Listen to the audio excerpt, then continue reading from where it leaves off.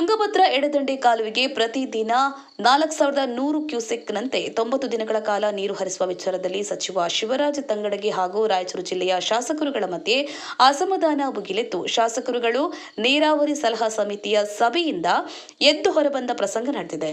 August 12ರಂದು ಮುನಿರಾಬಾದ್ನಲ್ಲಿ ನಡೆದ ನೀರಾವರಿ ಸಲಹಾ ಸಮಿತಿಯ ಅಧ್ಯಕ್ಷತೆಯನ್ನು ವಹಿಸಿದ್ದ ಸಚಿವ ಶಿವರಾಜ ತಂಗಡಗಿಯವರು ಜಲಾಶಯದಿಂದ ಮುಂದಿನ 90 ದಿನಗಳವರೆಗೆ 3900 ಕ್ಯೂಸೆಕ್ ನೀರು ಹರಿಸುವ ಬಗ್ಗೆ ನಿರ್ಧರಿಸಲು ಮುಂದಾಗುತ್ತಿದ್ದಂತೆ ಜಿಲ್ಲೆಯ ಶಾಸಕರುಗಳಾದ ಬಸನಗೌಡ ದದ್ದಲ್, ಡಾಕ್ಟರ್ ಶಿವರಾಜ್ ಪಾಟೀಲ್, ಹಂಪಯ್ಯ ನಾಯ್ಕ ಆಕ್ರೋಶ ವ್ಯಕ್ತಪಡಿಸಿ 90 ದಿನ ನೀರು ಹರಿಸಿದರೆ ನಮ್ಮ ಭಾಗದಲ್ಲಿ ಯಾವ ಬೆಳೆ ಬೆಳೆಯಲು ಸಾಧ್ಯವಿಲ್ಲ. ಹರಿಸುವುದಾದರೆ ಪ್ರತಿದಿನ 4100 ಕ್ಯೂಸೆಕ್ನಂತೆ 120 ದಿನಗಳಿಗೆ ಹರಿಸುವ ನಿರ್ಧಾರವನ್ನು ಮಾಡಬೇಕು. ಇಲ್ಲವಾದರೆ ನಿಮ್ಮ ಜಿಲ್ಲೆಯ ಮೇಲ್ಭಾಗಕ್ಕೆ ಲಾಭವಾಗುವಂತೆ ನಿರ್ಧರಿಸಿ ಕೆಳಭಾಗದ ಮಾನ್ವಿ, ಸಿರವಾರ, ರಾಯಚೂರು ನಗರದ ಗ್ರಾಮೀಣ ಭಾಗದ ರೈತರ ಕತ್ತು ಹಿಸುಕುವ ಕೆಲಸವನ್ನ ಮಾಡ್ತಿದ್ದೀರಿ ಎಂದು ನೇರವಾಗಿ ವಾಗ್ದಾಳಿ ನಡೆಸಿದರು. ಇದಕ್ಕೆ ಸಿಂಧನೂರು ಶಾಸಕ ಹಂಪನಗೌಡ ಬಾದರ್ಲಿ ಅವರು ಧ್ವನಿಗೂಡಿಸಿದ್ರು. ಬಳಿಕ 100 ದಿನ ನೀರು ಹರಿಸೋಣ ಎಂದು ಹೇಳಿದ ಸಚಿವ ಶಿವರಾಜ ತಂಗಡಗಿ ಅವರ ಮಾತಿಗೆ ಮತ್ತೆ ಆಕ್ಷೇಪ ವ್ಯಕ್ತಪಡಿಸಿದ ಶಾಸಕರುಗಳು ಐಸಿಸಿ ಸಭೆಯನ್ನು ಬಹಿಷ್ಕರಿಸಿದ್ದಾರೆ.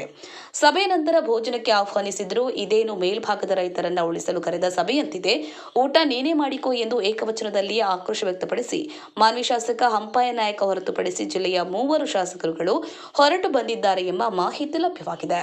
ಆಂಧ್ರ, ತೆಲಂಗಾಣದವರೆಗೆ ನದಿ ಮೂಲಕ 6 ಟಿಎಂಸಿ ನೀರು ಹರಿಸಬೇಕು ಎಂಬ ನಿರ್ಧಾರವಿದ್ರೂ ಅದನ್ನು ಮಾಡದೆ ಕಾಲುವೆ ಮೂಲಕ ನೀರು ಹರಿಸುವುದು ಯಾವ ನ್ಯಾಯ ಮತ್ತು ಯಾರಿಗಾಗಿ ಎಂದು ಅಸಮಾಧಾನ ವ್ಯಕ್ತಪಡಿಸಿದ ಶಾಸಕರುಗಳು ತುಂಗಭದ್ರಾ ನದಿ ಅಕ್ಕಪಕ್ಕದ ಗ್ರಾಮಗಳಿಗೆ, ಜಾನುವಾರುಗಳಿಗೆ ಪ್ರತಿದಿನ 500ರಿಂದ 1000 ಕ್ಯೂಸೆಕ್ ನೀರು ಹರಿಸುವಂತೆ ಆಗ್ರಹಿಸಿದ್ದಾರೆ. ಈಗಿರುವ ನೀರಿನಲ್ಲಿ ಮುಂಗಾರು ಬೆಳೆಗೆ ತಾವು ಹೇಳಿದಂತೆ ಕಾಲುವೆಗೆ ನೀರು ಹರಿಸಿದ್ರೆ 2 ಟಿಎಂಸಿ ನೀರಿನ ಕೊರತೆಯಾಗಬಹುದು. ಅದನ್ನು ಸರಿದೂಗಿಸಲು ಅವಕಾಶವಿದೆ ಎಂದು ಶಾಸಕ ಬಸನಗೌಡ ದದ್ದಲ್ ಅವರು ಹೇಳಿದ್ದಾರೆ. ಈರಪ್ಪ ದದ್ದಲ್, ಮಾನ್ವಿ. ಜೈ ಭೀಮ್ ನ್ಯೂಸ್ 24x7 ಇದು ಬಹುಜನರ ನ್ಯಾಯಕ್ಕಾಗಿ.